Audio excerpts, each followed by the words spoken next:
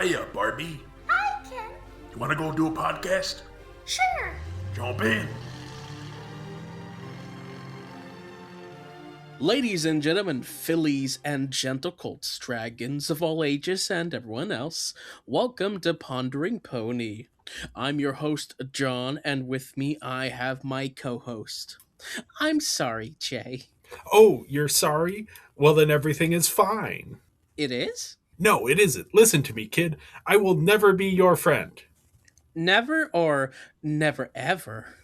Never, ever, ever, ever, ever. That's four evers. That's like forever. Forever. Anyway, this is a podcast about toy media franchises, 2000s nostalgia, and whatever else we want to talk about. And this week we are back to talk about My Little Pony Friendship is Magic Season 2, episodes 17 and 18. Yes. Yeah. So episode 17 is titled Hearts and Hooves Day, was released February 11th, 2012, directed by James Wooten with Jason Thiessen as supervising director, written by Megan McCarthy, animation by DHX Media and Top Draw Animation, art direction by Rid Sorensen, music by William Anderson, and a song by Daniel Ingram. Yep. So, story for this one. Hearts and Hooves Day is approaching, and the Cutie Mark Crusaders are worried because their teacher, Miss Cheerly, doesn't have a very special sump pony. And they orchestrate a meet cute between her and Big Mac, but the two don't have any interest in dating each other. So the CMC decide to make a love potion to force them to fall in love. It works too well, and the two become inseparable, incapable of thinking of anything besides each other. And the CMC realize they accidentally made a love potion and have to undo it. Hijinks ensue. Yeah. Yep. Yeah, much like King Baldwin IV trying to arrange a marriage for his sister Sibylla, the Cutie Mark Crusaders were far too hasty in choosing a partner for Cheerily. Luckily for them, Big Mac does seem much less incompetent than Guy of Lusignan, and the relationship doesn't last anyway, so it doesn't really matter. Yeah, I know you were about to say that exact thing, John. I Right? was, yeah. I did my research and everything, yeah. I know who these people are. Well, you might know. Have you seen Kingdom of Heaven? Probably not. Okay, that's the Ridley Scott one. King Baldwin IV is the king during when Kingdom of Heaven takes place. He's known as the Leper King because he had leprosy, which is why he was trying to find a match for his sister so that they could continue their line of rule in Jerusalem. But then, yeah, did it end up so well for them? As you know, the parallels to this episode here. Yeah, very much so. It's been a while since I've read I'm working through the book about the Crusades that I have, but I was taking a pause to read. I guess I could say what I was reading because it's an episode that we already know we're going to be doing. I was reading the book for Wildwood, the upcoming Leica movie. Okay. But now I'm finished with that, so now I could get back to learning about the Crusades. So yeah. This is a love potion plot, sort of this matchmaking gone wrong. Here we get our pony equivalent of Valentine's Day. This one, Hearts and Hooves Day, a mouthful. Yeah. I don't remember ever giving such things to teachers on those days. It's like they're combining Valentine's Day and Teacher Appreciation Day together. I mean, did you ever like exchange Valentines with your class? Never with my teacher, though. Okay. Like, teachers give presents to the kids. The kids never give anything to the teacher. That's an unrealistic situation there. I think when we did it, it was like you maybe had like a piece of candy for everyone in the class and the teacher. But yeah, you weren't giving like a giant, massive art project to the teacher. No, we had a system where one of the classes would do like cupcakes and the others would do like roses. So you'd pay them, and then throughout the Valentine's Day, they'd show up to your class and say, "Hey, so and so, you got this thing." You remember that? I think you were a part of that at one point. Oh, that was high school. I was thinking elementary school. Oh, everyone brought in candy, and everyone had like a little basket on their desk, and so you went around to everyone's basket and you dropped some candy in. I I don't think I remember Valentine's Day in elementary school. Okay, might also be cultural. Like Maybe. I don't know where celebrates Valentine's Day, but okay, this doesn't have anything to do with anything. Did I tell you about the day I accidentally went to see a movie on Valentine's Day? This was in high school. Mm, Um, and I had seen Manchester by the Sea, the movie, but I was like, yeah. oh, I want to see it again. It was playing in theaters, so I was like, oh, I'll just go on this random day. Turns out that it was Valentine's Day. Now, Manchester by the Sea, not a Valentine's Day movie, but it does have a man and a woman on a poster looking like they might be falling in love. They are not falling in love. Um, the theater was full, Oh no. completely full. I have never seen a room empty as quickly as it emptied after that movie was done. Uh, It was, everyone was just out of there. Honestly, that's how I felt when you showed it to us that one time. That double feature of Manchester by the Sea and The Lobster, two perfect films to go together for a bunch of high schoolers. Yeah. Oh, yep. I was not taking into consideration. Hey, those are two movies that I enjoyed, and I was like, hey, maybe other people will enjoy them. Mhm. Yeah, You you've heard my Valentine's Day story, right? In I high school, probably have. I know I've probably told you, but yeah, the story goes in middle school. There's this girl. We know her. At least, do you remember the girl? I once you start telling the story, it'll come back to me. Okay, so there's a girl who, first year of middle school. There, I don't know. Follow me around. It's like, John, confess your love to me. So confused about that. In hindsight, maybe there could have been something there. But I had a crush on someone else at the time, so my mind was not at all thinking about those possibilities. Um, so Valentine's Day comes, and she's like, John, are you gonna give me roses and the cupcakes? And I'm like, no. And then our history teacher at the time, it's like, John, you gotta get something for the girl. And I'm like, no, actually, no. I'll do it on like my senior year of high school. And then I developed that plan. It's like, all right, senior year of high school, I'm gonna get her the cupcakes and the flowers with a note that says, 5 years ago, you asked me for this, and here I'm finally doing it. And then, I waited 5 years. Every Valentine came around, I'm like, ha ha ha, 1 year closer to the day. The day happens. I do it. She comes running to me, crying and being happy. It's like, oh my gosh, John, you remembered. Oh, and that's really the last time we interacted. So, there you go. She she was the president of our student council one or two times before. Okay, Yeah, I'll I don't know. I don't know if I ever heard this whole saga. I might have mentioned it to you at the time, but I don't talk about it a whole lot. Yeah, no. Weird Valentine's Day stories. I feel like it's an odd holiday, especially as like in It is. school. It is because you're just the expectations to do something for a loved one is so that pressure is something. I have like a nightmare of something I did in college where Oh, uh I did all the wrong decisions because I was like, you know what? I'm gonna try and do something nice and ask a girl out, and I made all the wrong decisions, and I died of embarrassment, and I just, yeah, man, uh, I'm never gonna do that same thing again. It was so bad. Nothing ended up happening, and it was, I'm cringing just thinking about it. I don't want to think about it anymore.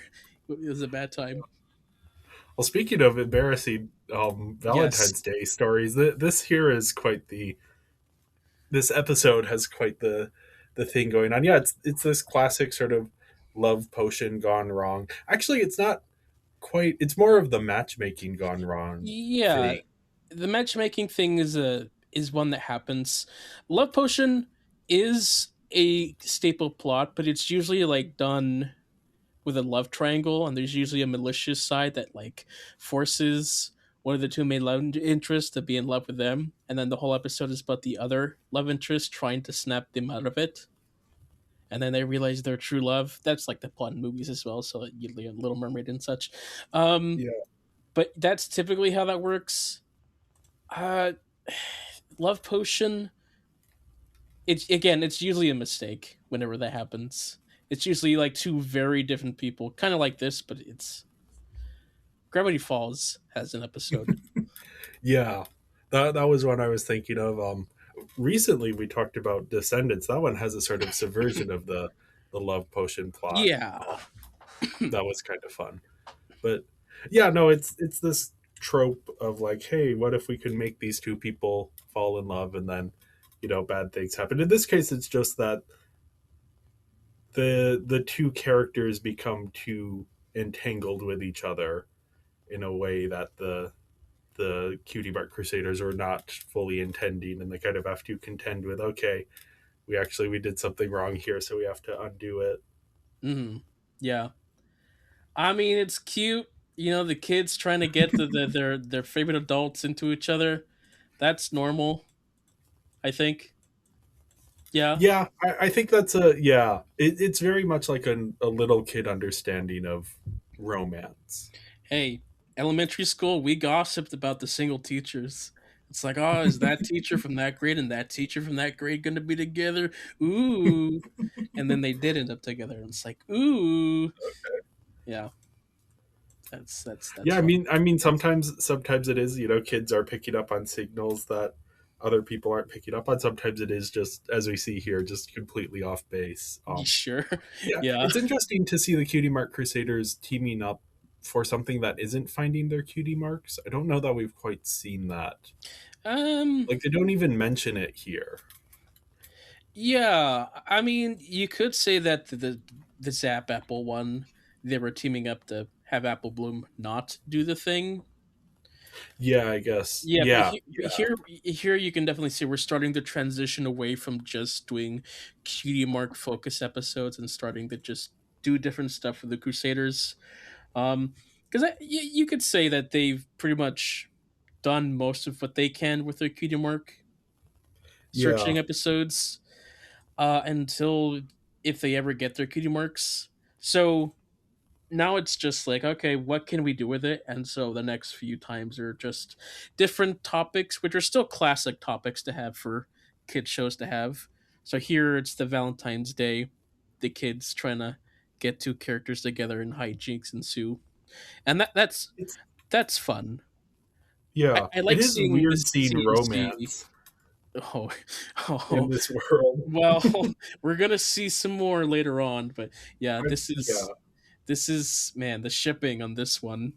Like this was a ship that lasted a long time. Big Mac and Cheerilee. I was on that board because it yeah. made sense. It's like, oh yeah, color scheme matches, classic school teacher and farmer. Yeah, that makes sense.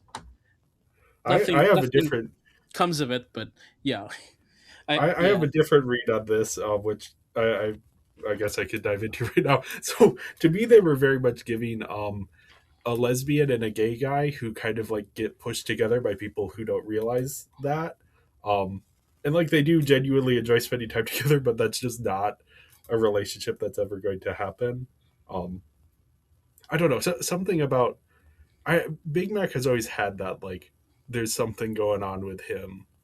Um, which I don't know if they'll ever get into like much more of his characterization than they already have. But then also Cheerilee, the way she's reacting to different things, I'm like, oh yeah, these seem like because they're clearly friends. They have this like pre-existing friendship. Yeah, that was just the vibe I was getting. I wouldn't say you're the first one to think of something like that.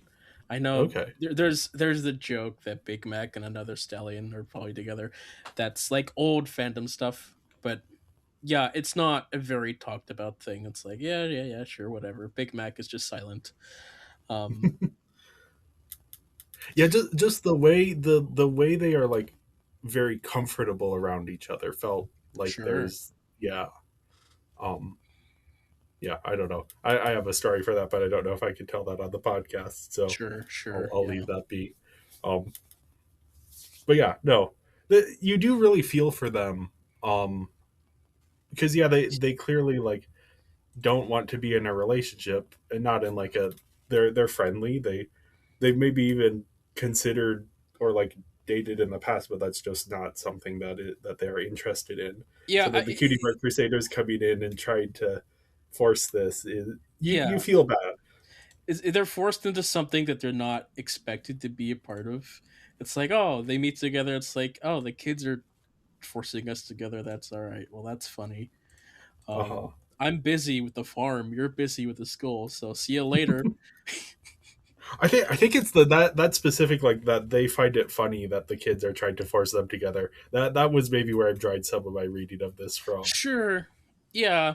It's like we know something the kids don't know, that the little bit of extra. And I mean, it could even just be that like, oh yeah, they did actually at one point have romantic feelings for each other, but it's been a while and now they're That's amicable, but not. hey. That's in the world of fan fiction. I'm sure it Yep. exists somewhere. Yeah. The way that Cheerilee particular has to play things, just, even at the beginning of the episode when she gets this like massive card, what's she gonna do with this massive card? But she can't be like, this is ridiculous. So she has to just be like, "Oh, that's so sweet." And Yeah. they do a really good job with both the animation and the performance of selling the like. Yeah, she's trying her best, but she can't fully sell it. But Yeah. the kids obviously aren't It's like, picking up oh, on I that. don't have a special son ponies. I have the joy of having all of you students, which is Uh, so sad. um, but yeah, no, yeah, I don't know what they're gonna do. She's not gonna put that on her fridge. Like uh-huh. that's too big. At least the CMC care enough to do something. So that's yeah.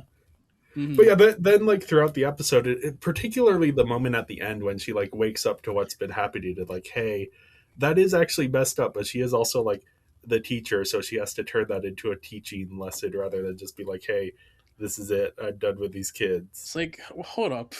Why am I in a wedding gown? Why is Big Mac here? Why is there a bed and a hole in the ground? What did we do, kids? What happened? um, yeah, it's a night at Vegas. You know, a lot of Vegas marriages happen that way. uh, yeah, I like that they that at the end are kind of like pretending to go on a date, a little winking, Oh yeah, but that moment fed the shippers for so much. That's the only it's moment they have, honestly. it, um, it surprises me because the wink they give each other is so clearly like, this we're joking about this, but I guess I mean people are going to interpret it how they want to interpret it. I mean, people they just like the idea, so they're like, Uh-huh. ah, I like the idea too. And then the ship sank because stuff. Um, that won't get into. That's years down the line, but still, that was a that was a time. I don't miss it, honestly. I don't uh, miss having ships and be like, oh, are they gonna be together or not? I'm glad to be behind that. It's yeah. uh, yeah, is there anything else really to talk about with this episode? No, it's just antics. Okay, okay. Twilight though, Twilight. Did just oblivious to everything. She's reading a book while walking, runs into the kids, and she's like, "Oh, hey kids, I'm reading this interesting book about the history about this event. Long time ago, there's this princess and a prince who fell in love, and there's this love potion. By the way, this book has the recipe in it. It's so neat." And the kids are like, "Oh, cool. Can we borrow it?" She's like, "Oh yeah, sure. Here you go." Twilight not noticing that that's a bad idea in general. Um, don't know why they have the recipe in a book like that, a recipe like that in general, but hey, you know, it's fine. I'm curious about that backstory. I wonder what the princess was or who was it. Um, Okay, yeah. because in it they're talking about like, oh, stuff happened, chaos reigns. I'm like, hold on, chaos? That sounds like Discord stuff. Oh, I don't know. Anyway, we get no information about this whatsoever. Just Okay. in the fan fiction world, that's where all that exists. This is just random obscure lore made for this episode and we'll never talk about again, maybe. Um there's a theory about that, and I'm sure we'll get to that Okay. theory later on. Yeah. Besides that, there's not a whole lot of characters. It's just the CMC, Big Mac, Cheerly, and Twilight. Yeah, it is fun to see, so Cheerily and Big Mac get a bit more to do Yeah. because they're usually off to the side as characters. So I Yeah. wonder how much of this is. I mean, I would guess it's mostly unintentional, but this does have a bit of like, you know, fandom, kind of winking at the fandom would be like, hey, you could be a little bit overboard with shipping. Yeah. Uh yeah. But this episode gave us like a new background pony in Okay. yeah, so during the song there's a part where we see this one's too young and we see this kid playing like a video game, and fandom, they see background pony that's interesting, they're like, oh, okay. So this character, we called him Button Mash, um Okay. because he likes video games, and there was this really well done animation about Button Mash that was show quality, and like that sparked so much stuff. And then there's shipping between Button Mash and Sweetie Belle because Sweetie's the one that said this one's too young. um Fandom, love it, love it, gotta love it. So yes, that's our background pony of this time. Okay. There you go. That's all I'm gonna say for now. Yes. On to some animation errors. We got our first one here. CMC, they're running out. There's a couple things wrong here actually. It's got to do with Scootaloo. Two things Okay. with Scootaloo. Looks like she's missing some wings Mm-hmm. and maybe a leg, but maybe that's just the ankle. Yes. Yeah, wings is the obvious one. The less obvious one is the eye color. Scootaloo Oh, has apple bloom's eyes in this shot rather than her normal purple eyes. yeah. I never catch those color things. I just now caught that. At first it's like, oh, it's just the wings, and then it's like, hold on, something's not right here. Um, yes, the second image is more of an example of some Apple Bloom stuff. So there's some errors. On the left, we have done the way her eyes normally look. Sometimes they're upside down. I mean, I don't know if I call that upside down. It's like they're inverted in a way. Huh. The way the fades. Yeah, yeah. The eyes are interesting with how they're Oh, I done. see. I see. Yeah. Yeah, the lines on the colors. Yeah, they're very specific. I like drawing that. Yeah, eyes are interesting. Yeah. On to performances, we have Tara Strong, Tabitha St. Germain, Nicole Oliver, Michelle Creeper, Madeline Peters, Claire Collette, and Peter New. Uh, Fun tidbit about this episode. Of course, you got Big Mac and Shirley. They're saying the most weirdest things. It's like, "Oh, you're my snuggy wuggy sugar booga boogie bear." That scene was so difficult for them to perform. um it's they were not allowed to look each other in the eye, because Oh. every time they tried, every time they did, they just started laughing because just how ridiculous this whole line was. So like they had to just focus looking at the script, because every time they looked at each other they just laughed out loud. That's, yeah, makes sense. Like, yeah, you can't say something that seriously when you're looking Yeah. at someone and saying that stuff. So yeah, no, they essentially, I guess, had a little blinder in between them to not see each other while reading this line. Yeah. Here we have a song, our first, Yeah.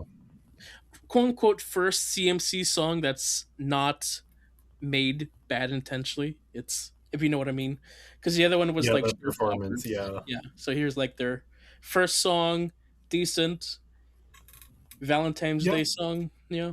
Did it really have any strong thoughts on any of the songs from these two episodes? Yeah. Oh, okay. Um, this one they're listing out like, oh, this one's young, they're old, and I like the way the song goes in the dialogue. fits in. Uh-huh. Yeah. Onto illusions via the Pony Wiki. The line "We're gonna need a bigger envelope" is a parody of "You're gonna need a bigger boat" from the line from the film Jaws. Yeah. Mhm. Hmm. The holiday featured in the episode shares many similarities with Valentine's Day and was originally aired a few days before February 14. Yeah. It features romantic couples spending time together and exchanging of greeting cards. Okay. We exchange greeting cards on Valentine's Day. I okay. The story behind the love potion shares many elements of the Arthurian legend Tristan and Isolde, where a prince and a princess both ingest a love potion to disastrous results. Okay, there's that thing. Yeah. IMDb trivia friendship report: the Crusaders learned not to force love and let it happen naturally, and they don't need someone special in their lives to be happy. Sure. And lastly, Derpy appears in the background on the bridge. He's right next to Dr. Hooves. Oh That's yeah. that's a cool detail. Is Also, that a popular ship? yes. Um yes, there was a yeah, because specifically Doctor Who at the time, there's a character called Rose, and she was blonde. And because Derpy's also blonde, they're like, she kind of looks like Rose. And so there was a whole audio drama series about her and the Doctor going stuff. There's like a couple animations. Very popular ship. The other popular ship is like on the top left. We have Lyra and Bon together right there. That's fun. Okay. Yeah. There's actually two Bonbons. Bonbon's on the left and she's on the right. She's cheating with Lyra. Oh no. Anyway, yeah. Well, before we move on to the next episode, we wanted to take a moment about where you can find us. We're Binging Barbie Podcast on Instagram and Tumblr, Binging Barbie on Blue Sky and Serialized, and Binging Barbie, a Barbie movie podcast on Letterboxd. And if you enjoyed this episode, make sure to leave a 5-star review and go join our Patreon at patreon.com/Binging Barbie Podcast. So season 2, episode 18 is titled A Friend Indeed. This was released February 18, 2012, written by Amy Keating Rogers. With some songs by Daniel Ingram. Yes. Yes. A story for this one: a donkey named Cranky Doodle Donkey moves to Ponyville, and Pinkie Pie goes to great lengths to try and befriend him to make him smile, even though he clearly has no interest in being friends with her. While helping him move in, Pinky accidentally destroys Cranky's scrapbook. The next day, Pinky shows up to apologize. Cranky doesn't want to accept until he hears the voice of Matilda, another donkey. Many years ago, the two had met at the Grand Galloping Gala but fallen out of communication. Yeah, and they spent years looking for each other. And Pinky put two and two together and brought Matilda to reunite with Cranky. Cranky is touched by Pinky's kind gesture and agrees to be friends with her while also establishing some boundaries. I don't know, we established the boundaries, but yeah. I mean, he's like, hey, you need to let us be. Yeah. Yeah. Yep. Yeah, this is sort of a classic Pinky episode of It is is. presented with this issue and that she just does not understand. Pinky really needs to learn boundaries because she's not taking no for an answer here. Yeah. So that's yeah, she's just assaulting this poor old guy. He's just like, Pinky, I want to live here and die alone. And Pinky's like, oh, come on, Cranky, I want to see you smile. Let's be friends. And yeah, that's most of this episode is just Pinky chasing Cranky, bothering him, till finally she's like, oh, wait, I have connections. I know what can make you smile. Here's your long last love. And then I he was smiles. surprised when Matilda showed up. I assumed that she was dead the way that Cranky was talking about her. Well, the assumption is usually, well, there's only one other donkey character that we've seen in this episode before, that we've never Uh-huh. seen before, so clearly there must be a connection. And there was, so depending if you remembered Matilda in the opening scene, um, your surprise is either surprising or not, I guess. Yeah. Yeah, I must not have been. I mean, I remember seeing the donkey in the opening. I just thought that was like a throwaway background character. It's like, oh yeah, they have a donkey model. They're just using it, I Yeah, assume. yeah, Yeah, sure, sure. Yeah. So Pinky, she's Pinky. She knows everybody's birthday. She has like a secret list. Man, this episode like fuels the fan fiction writers. It's like, oh man, she knows everybody's birthdays. She knows everybody in town. Oh, she's got like secret government files somewhere in her basement. No wonder why she's good at creepypasta stuff. Um, sure, yeah. She's fun. There's a lot of fun antics, but yeah, she's very extreme, very extreme. yeah. Chasing Cranky, calling out his baldness. Um, poor Yeah. guy. And she doesn't understand his perspective, but at the same time, like she is coming from a genuine place. Like she is friendly with everyone, but it isn't just an act. She does, care about them and keep up with their lives. So she is Yeah, trying to be friendly. She just maybe doesn't know the best way to go about it with somebody who's a little bit more cranky. yeah. She specifically really wants to see people smile all the time. So coming across an Eeyore type who just doesn't really smile, it's like, I gotta change that. That's a challenge. Um, Yeah. she maybe works a little too much. And it's like she's touching everything, no personal space, touches all of his objects, doesn't ask permission, accidentally ruins a very treasured thing. Oh, that hurts so much. I don't want people touching my stuff unless I say it's okay. You can touch the stuff. It's fine. Here's my swag. Yeah. Uh, Yeah, there is like a relatable aspect to Cranky of just like, yeah, yes. he just wants to be left alone. No, I get it. He's traveled a lot. He's just here from peace and quiet. Like the first day he shows up, this pink pony shows up, doesn't leave you alone, and he's very clear. It's like, please leave me alone. Thank you for reminding me. Thank you for the spa. I'm good. Let me be. Yeah, Yeah. she, Uh, her, yeah. Home invasion is not going to stop Pinkie Pie. She will break in. oh Um. boy. Oh boy. And yeah, like Twilight and Rainbow Dash in the library, they're like, "Hey, Pinky, maybe let this one go." Yeah. Which, hey, Rainbow Dash reading a book. That's Yeah. continuity. I love it. Yeah, it's cool that they're sort of calling back and keeping that a consistent detail between these Yeah, episodes. Yeah. man, the romance between Cranky and Matilda is like, oof. Like that note was put at the worst place behind the door, Yeah. and it's like, oh man, she was in Ponyville the entire time. Like, man, you're years away from dying, and now you just don't have much time together. Oof. Hey, at least they Um, found each other, or Pinky found them. yes, at least, yeah. It's like, oh man, you were in the prime of your life. Now you're about to die. That's a shame. But hey, at least, at least you can retire together. Yep. Yeah, there's not really a whole lot going on in No, this yeah. one. It's Pinky being oblivious, trying to make everybody happy while not understanding boundaries.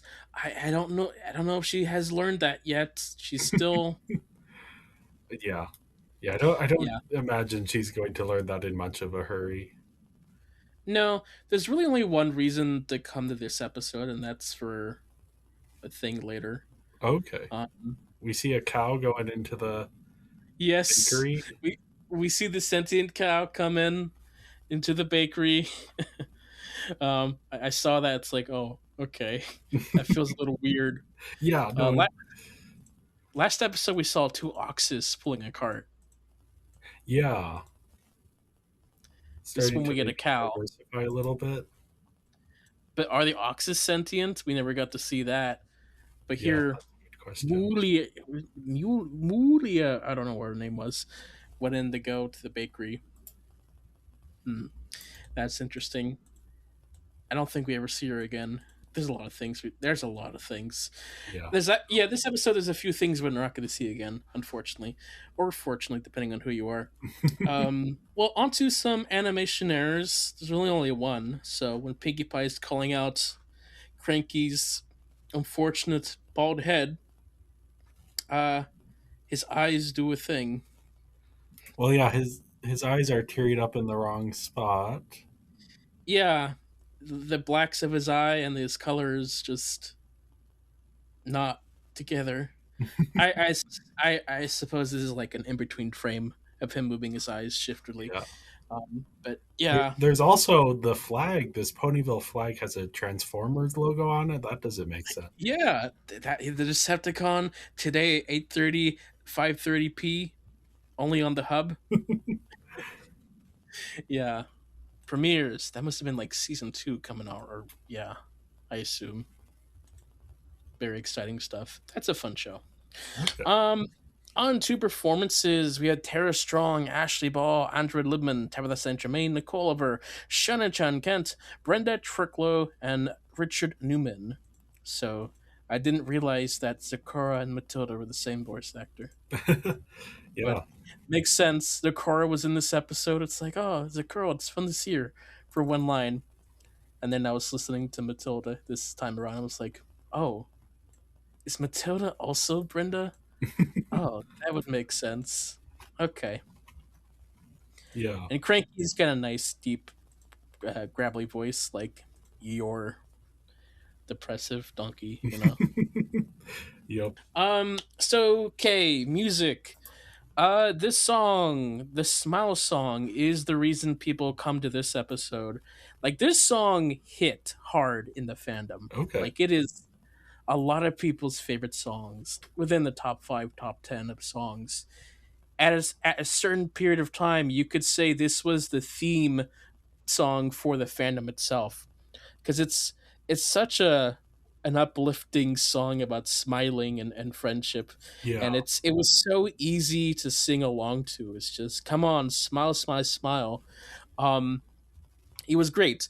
Like, this was being sung around at conventions with no music playing in the background. Just bored people started singing it, and everybody started singing along, and it was like a great thing together. There are so many covers and remixes of this song.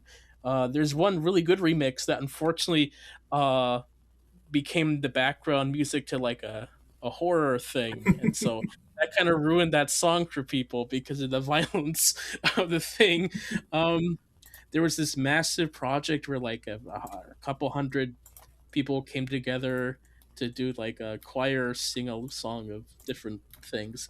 It was massive. This was the song that partially got leaked and people thought was supposed to be part of the Baby Cakes episode, Okay. about singing to make the children smile. That's Yeah. what they thought was going to be the case. But here, it's done to establish Pinkie Pie's motive for this episode. She wants to see characters smile, Uh-huh. and it's a pretty long song, um, compared to other stuff. I don't. Yeah, especially for a Pinkie Pie song. This has a very different feel. And I even listening to it I'm like, okay, this is probably a big song for just the themes of the fandom. Yes, yes. Especially at the time, it was like one of the big songs. Great one for Pinkie as well. Um, but what's also forgotten about this one is that there are Pinkie jingles in this one. She Yeah. gets like 3, and they're fun too, but they get so overshadowed by the main song. And something that I find unfortunate is that this is the final episode with Pinkie jingles, Oh, because after this point, it's just straight songs from here on out. At okay. least I think. Yeah, I find that a shame because I think they're a fun little addition, but I get it. People like people really like the main songs, and so they just moved on just to the main songs instead. Oh well. Yeah. I honestly probably won't miss the Pinky jingles, but that's not a surprise, I don't think. Well, yeah. I mean, I think I'm in the minority for liking the Pinky jingles. So Okay. Yeah, I'm a bit of a cranky doodle dandy when it comes to some of this stuff. sure, one day, one day you'll see the vision. You'll start thinking about it while you sleep and start singing, and they'll be like, "Oh no, what have I become?" No, you see, I at work they play country music, so that is all that I hear in my head. It's terrible. It's the same five country songs. They're so bad. There's the one about someone wearing a bald cap. That's not what it's actually about, but it's the difference between ball and bald cap is kind of funny when this person is singing about how his lady's wearing a bald cap. My lady's wearing a bald cap. Basically. Yeah, something.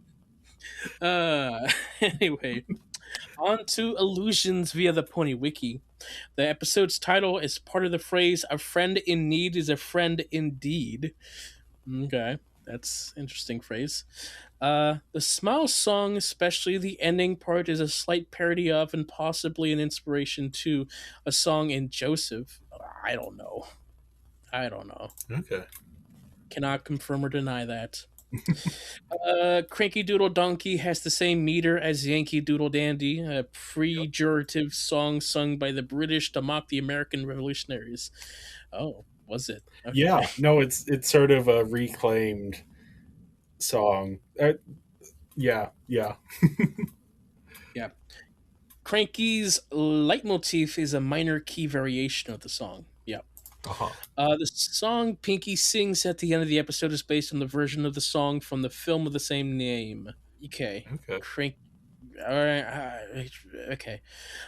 Pinky's line, "Ooh, what does this bobble do?" has the same meter as "Ooh, what does this button do?" the catchphrase from the character Dee Dee from the cartoon Dexter's Laboratory. Okay. Dee Dee's at my laboratory.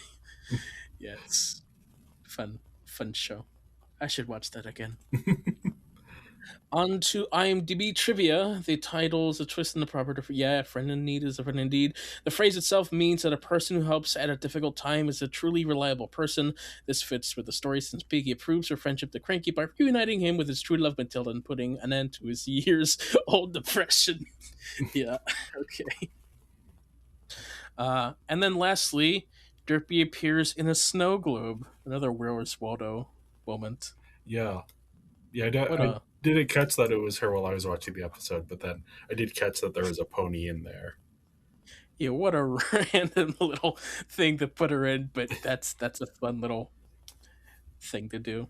And that's this week. I guess you could call this Love Week. Yeah. Both of them have something to do with love, Yeah, if in we're a looking sense. for a theme, an overarching theme. Yeah, kinda, kinda. Yeah, yeah. Not much to say. 2 weeks with some dope songs, I think. So yeah. Okay, yeah. Anyway, thank you everyone for listening, and make sure to follow us in your podcast platform of choice and on our social media platforms. And we will be back next week for season 2, episodes 19 and 20. And until then, make sure to leave your love notes in a visible place. Bye. Bye, ponies.